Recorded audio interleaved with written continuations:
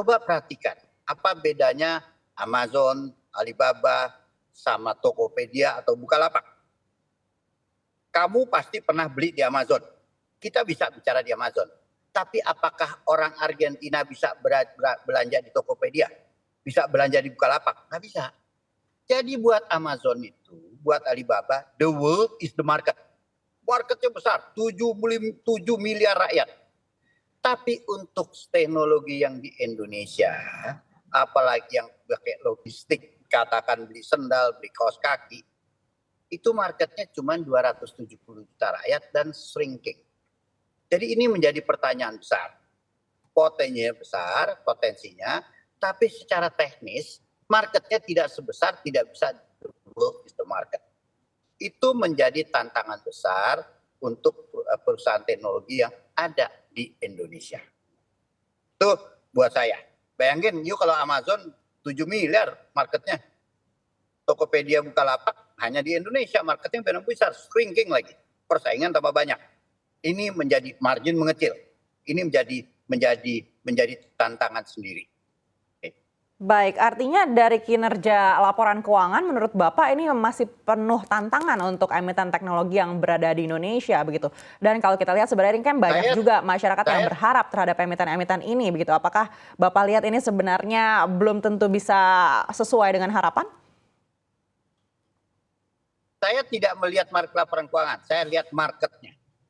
Bayangkan itu marketnya 7 miliar penduduk dunia. Kalau Bukalapak, penduduknya adalah rakyat Indonesia. Nggak mungkin orang London belanja di Bukalapak contohnya. Itu membuat perbedaan mendasar. Dan dengan sifat karakter yang orang kita yang masih, lu bisa belanja jalan kaki 10 menit bisa ke toko gitu ya. Itu membuat marketnya mengecil semenjak sesudah COVID. Itu challenge terbesar.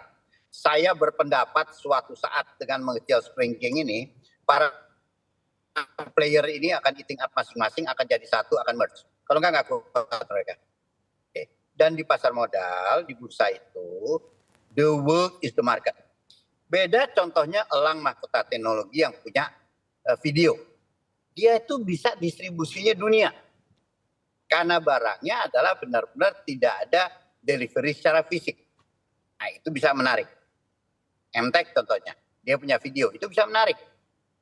Karena bisa saja orang Indonesia tinggal di London, langganan video untuk nonton film Indonesia, bisa.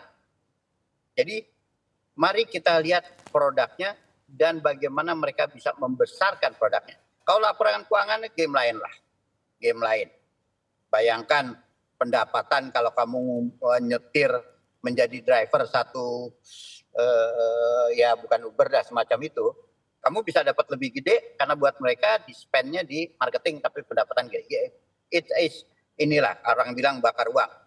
Buat saya is a big challenge dan ingat di pasar modal big is beautiful, nggak bisa kecil. Baik, baik.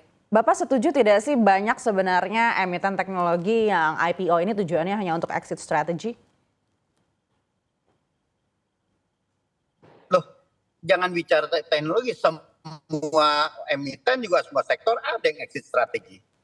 Ini kalau itu nggak bisa, itu kan bukan hanya teknologi exit strategi untuk teknologi aja. Saya punya teman properti aja exit teknologinya, exitnya strategi pakai IPO, itu tidak berlaku hanya untuk saham teknologi.